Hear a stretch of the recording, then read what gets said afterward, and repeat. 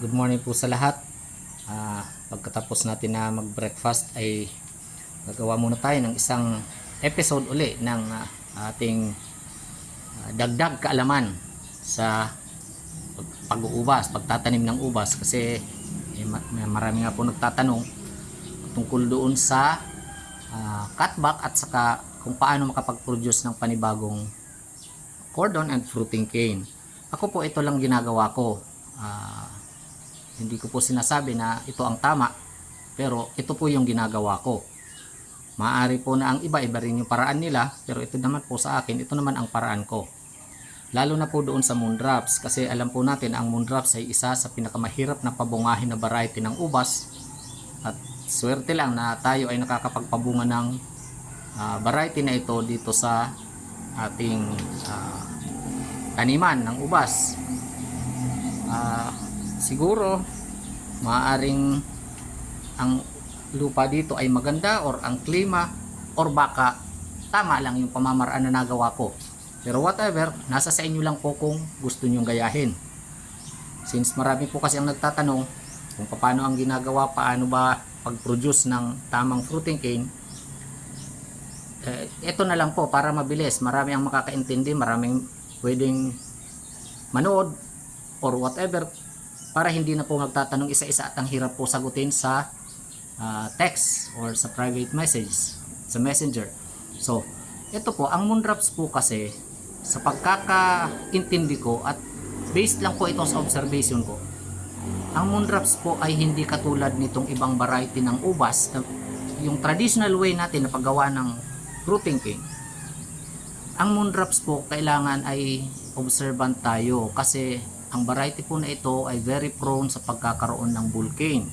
And once po na naging bull cane ang kanyang ginawa ninyong fruiting cane, definitely po hindi po yan bubunga.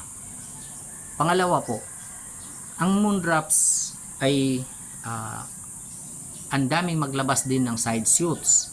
And itong side shoots po ng moondrops, hindi kaagad-agad natin tinatanggal. Katulad po ng ibang variety,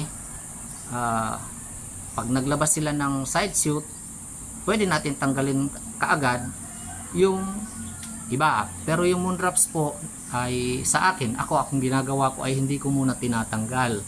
Kasi pag tinanggalan po kaagad ng side shoots ang moondrops, lahat ng energy po ay focus kaagad doon sa kanyang mga sanga at magiging bull cane po yan.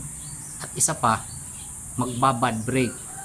So pag nagbad break na po yung primary buds, wala na kayong papabungahin. So ang ginagawa ko po, eto lang. Katulad po nito. Ito po ang kanyang trunk. Yan, yung trunk. And then, kinatback ko po ito. Kasi ito, ikinatback ko. Ang reason behind nito, ang lakas nito mamunga na moondrops na ito. Kaya lang, nagkaroon po ito ng infestation ng scale insects. Ang scale insects po, nandyan yan sa ilalim ng kanyang mga barks. Pag hindi po ninyo ito naagapan, ang ubas po ninyo ay hindi gaganda at hindi rin yan bubunga, and sa latter part mamamatay yan. Napakasimple lang ng insekto na yan, napaka silent, hindi natin napapansin kasi nandyan yan sa ilalim ng mga barks. Ang mga insect na yan, ang nagdadala po niyan, langgam. So kung meron po kayong mapansin na mga langgam na pulang maliliit na gumagapang sa ubas ninyo, mag-spray po kayo ng insecticide kasi yan po ang nagdadala ng scale insect. Ito po kasi hindi ko kaagad na agapan dahil meron din tayong ibang hanap buhay na pinagkakaabalahan. So ngayon po, ito na po ang kanyang ito po yung kanyang old cordon. Ito yung trunk. Ito yung old cordon na naging trunk na din sa katagalan kasi once po na ang cordon ay kinat na natin, nagkaroon ng fruiting cane at yung kanyang bagong fruiting cane ay nagkaroon na din ng panibagong fruiting cane, yung old cordon ay magiging trunk na yan. So eto na po yun, ikinatback ko, cutback, putol at saka yung mahaba dito pinutol ko na din. Nag-produce lang po ako ng isang shoot, the rest po ng shoot tinanggal ko. Isa lang po ang ginawa ko. Ayan. Kasi gagawin ko na lang po sana ito na isang single cordon system. Ayan. At papahabain ko ito hanggang dyan sa part na yan. So more or less, ang estimate ko nito is about 2.5 to 3 meters ang gagawin ko na cordon. Ngayon po, eto na ang kanyang mga bagong fruiting canes. Yan. Yan. Mga fruiting canes po yan. Yan. Puro na po yan fruiting canes. Ngayon, katulad po ng nasabi ko sa inyo, ang moondrops ay very prone sa pagkakaroon ng bull cane. So, eto po, itong fruiting cane na ito, dahil ako matagal na rin sa post pagtatanim ng ubas, medyo may, kumbaga may experience na, nadi-differentiate ko po kaagad yung isang fruiting cane kung magiging bull cane ba siya or hindi. Katulad po nitong isang ito po definitely ay magiging bull cane. So ano po ba ang pwede nating gawin pag ang isang fruiting cane ay may tendency na maging bull cane? Ang unang option po is the radical option. Yung radical option, puputulin natin ito, i-abort natin, tatanggalin na, hindi na natin papatuloyin. And meron pong isang option. Yung second option, ang ginagawa ko po, itong bull cane, diretso ko kaagad gagawin na cordon. Convert ko na ito into a cordon at ang kanyang mga side shoots, ito mga side shoots, papatuloyin ko at gagawin ko ng fruiting canes.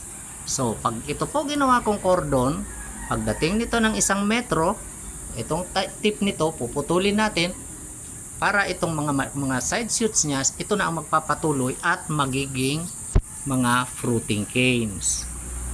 So, kung mapapansin po ninyo, yung kanyang mga side shoots ay mahahaba na kaagad. Ayan, mahahaba na yan. And, may bonus pa yan. Ito meron siyang mga false flower yan, pero katulad ng itong iba yan, meron yan kasamang bulaklak. Yan, ito po yung ginawa kong fruiting cane galing sa side shoot ng supposed to be ay fruiting cane na naging bull cane and was converted into a cordon. So ayan, may kasama po yan na bulaklak. Yan, may bulaklak yan. Tulad po nito, may bulaklak din ito. Yan. Yan. Ang option naman po ng bulaklak na yan, it's either na i-abort ninyo, putulin, or kung maganda naman yung tubo ng inyong ubas at sa tingin ninyo ay kayang isustain ng kanyang katawan, ipatuloy ninyo. Ito ang option ko po. Baka ipatuloy ko na lang kasi ito naman po ay more than 2 years old na puno. And malusog naman. So, ayan, yan po ang bonus. Bonus yan bonus lang. Yan, may mga may mga bulaklak. Yan, tulad nito, ito po bulaklak din yan. Hindi po yan hindi yan false flower, kaya lang maliit. So, ngayon po ito mga fruiting canes niyang ito, ang kanyang mga side shoot naman po ay wag agad-agad tanggalin. Tanggalin po ninyo ito pag ito pong itong kanyang fruiting cane ay humaba na sa desired length ninyo, which is about 18 to 21 leaves. Saka kayo mag-start magtanggal, pero wag niyo muna pong uubusin at tatanggalin. Tanggalin ninyo hanggang sa 7 or 8 na leaves lang. The rest itira ninyo, and then putulin lang po ninyo yung pangatlong dahon ng bawat side shoots. Yan lang po. Sana makatulong sa inyo. Kung sa tingin ninyo ay pwede ninyong gawin, pwede ninyong gayahin po ninyo. Kung sakali man po na sa tingin niyo ay mali, ay huwag nyo na lang pong gayahin, ignore nyo na lang. But anyway, sa akin ay nag-share lang ako. Salamat po.